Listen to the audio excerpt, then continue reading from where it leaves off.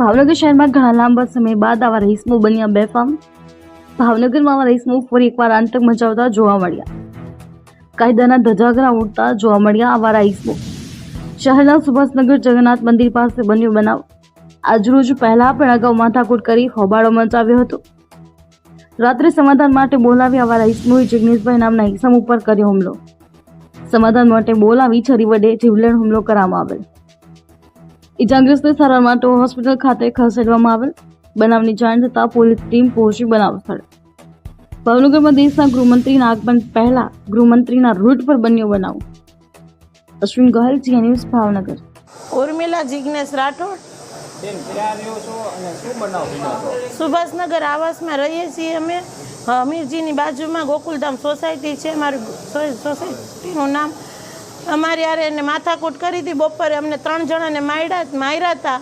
અમે અહીંયા કેસ ઇમરજન્સીમાં આવ્યા હતા, પણ અમે કેસ નહોતો કરવો, અમારે સમાધાન કરવું હતું।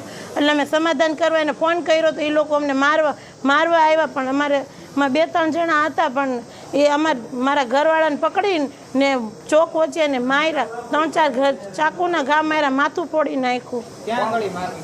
સુભાષનગર ચોકમાં।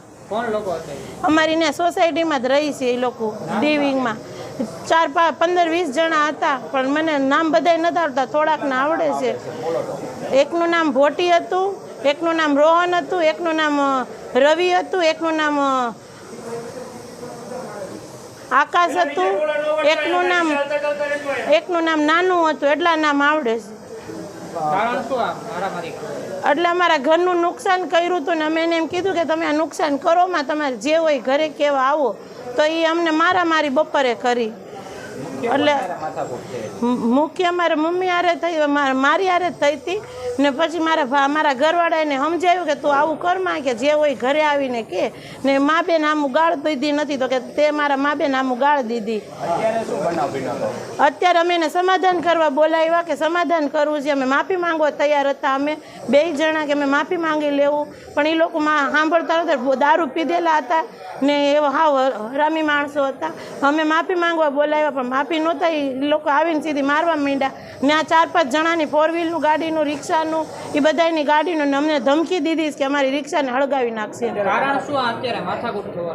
એક જ કારણ હતું કે અમારા ઘરનું નુકસાન કર્યું ને અમે એને કીધું।